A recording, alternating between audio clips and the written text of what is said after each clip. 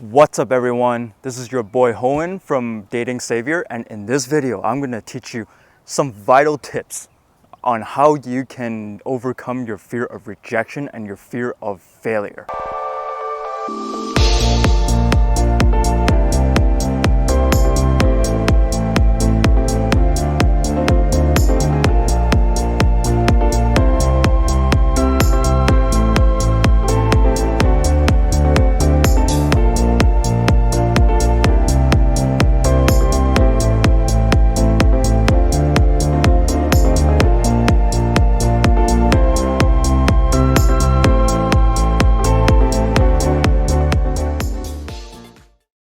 Everyone in this world will and have faced a time where they fear rejection and failure.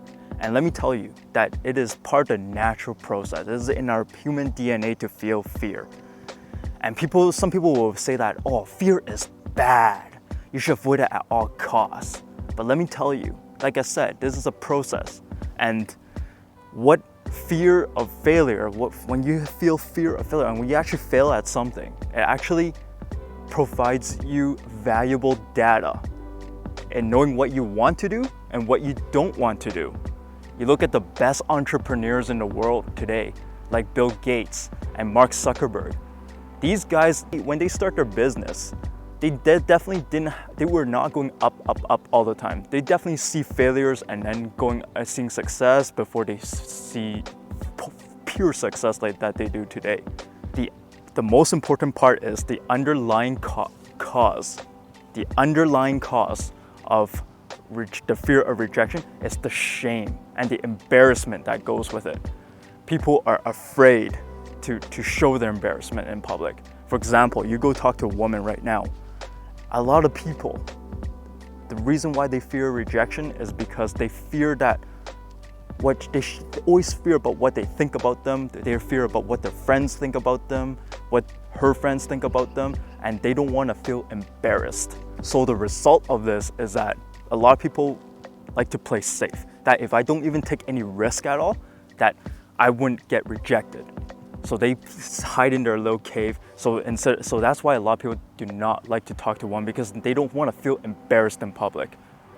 As an entrepreneur, you might have the greatest business idea ever, but once you have that self-doubt in your head that what if this product doesn't work out, or this might not work out? Now you're gonna have self-doubt, and now you're not gonna do as well as you think you would. And then you look at our parents. I'll give you a good example. When a lot of kids, they want to meet their parents' expectation. They have a certain expectation laid out to them, that if you don't meet their expectation, that it is deemed as a failure. But let me give you an example. When I was young, my mom really wanted me to play the piano, which I did. Quite honestly, I never liked the piano. I had never had the passion to play the piano. But I stuck it out. I played over 9 years of piano.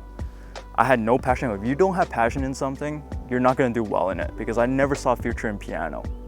So I had subpar grades, but I stuck it out because I didn't want to embarrass. I don't want to feel shame to my parents. So my mistake was that I stuck it out too long. I should have told them earlier that I did not want to do this anymore much sooner, so I didn't waste all that money and time.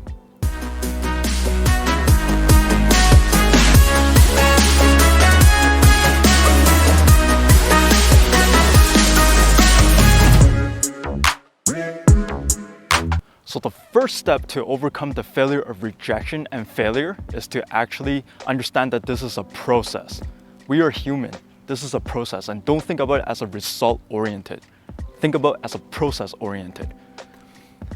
And understand that you are not an expert, and that give yourself permission to fail. A lot of people are perfectionists, and they do not allow them any error to fail. And they do not want to take risks to fail. If you don't take risks to fail, you're gonna be stuck in your little hole, and you're going to not have the chance to experience what you want and what you don't want. So I'll give you a very, very good example. One of my good friends, he's East Indian, so his family has a very, very hard on him in terms of education. He went to university for a 4-year degree in engineering. After 1 year, he did not like it. So he dropped out. and his parents were absolutely furious. And then he went to technology institute, so some college for 2 years, and took a 2-year technology program there. It is also engineering related, but he finished it, got a good internship program there, and now he's living the life. He bought a big house. So now his parents aren't really complaining anymore. So it just shows you have to take risk. So the second step is to focus on what you want to be and think positively. So for example, when you approach a woman, don't think like, what she thinks about me. I wonder what she thinks about me. I wonder if she likes me, or I wonder what her friends think about me. Don't think like that. Think more along the lines of, I want to meet this person. I want to see what her story's like, or I want to gain my social skills, and I just want to have some fun and just talk to this person and learn some new stories. And also when you're at work, don't think about, I don't want to lose my job. Think more positively along the lines of, I want to be promoted by next year, or what can I do now to make myself better in this job that I'm working in. So the second point is fairly important in terms of, you gotta think positively, because what that does is negative thinking, it accumulates over time and it compounds with negative self-thought. And then your self-worth is gonna feel like it's gonna go down because of that. And that's the last thing you want if you want to overcome your fear of rejection and failure. So the third step is you have to develop a brave muscle. Like all muscle, you have to develop it to get stronger and stronger and stronger. And what brave muscle is to go outside of your comfort zone. When you go outside your comfort zone, you'll find new boundaries you reach. You see new things that you have never seen before. One of the best examples I can give is when I was 15 years old and I went to a military school. I went to a military camp, and I was 15 years old at the time, so I was very, very young, and I went to a town that is 10 hours away from home. So that was very, very tough for me to be that far away from home for 2 months. And during that time, I was a very shy kid. I was not good socially with people. I did not want to contribute to any group activities or anything like that. So that was very, very different for me. But during that process, I have learned how to become a leader. I had sergeants that were on my butt all the time. I learned how to enjoy. Not only do I contribute in group session, I enjoy contributing in the group session. I met a lot of new people I would have never met before. And to this day, I learned how to speak up everything. And to this day, that is the best place I've ever been to in my life, where I realized that I can become a leader. I can have confidence. That was the start. And every day since that day, I have built on my confidence, on my core confidence. So that was very, very important for me to go out of my comfort zone and try something new, because that was the best part of my life. Actually, to be funny with you, the funniest part was that I didn't even want to be in this military camp to start with. But when I was about to leave, I was almost crying because I missed these guys. I really enjoy being there, meeting these new people. I still talk to these people today, and that's still one of the best moments of my life. So one of the last points I want to bring up is that you will survive no matter what, right? So if you get rejected by a girl, the worst that she says is no. And when she says no, that's okay. You guys go to your separate ways and you won't see her again anyways.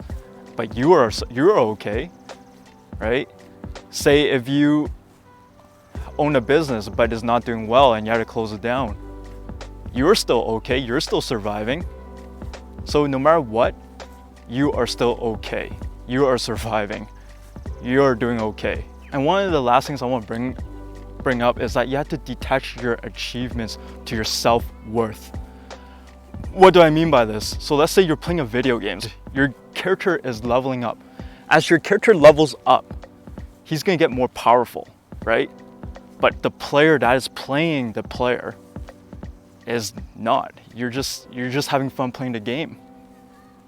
The one who's actually on the keyboard or the controller controlling the little guy. And that's what you need to be. You need to detach yourself from the self-worth. based on your achievements, and just view things from a different perspective and just have fun with it. That is the most important part, is to have fun with it. So there you go. Those are my steps and how to overcome your fears and rejection. I want you to start taking action and start doing some of these things today. But until next time, I'll see you soon. Peace.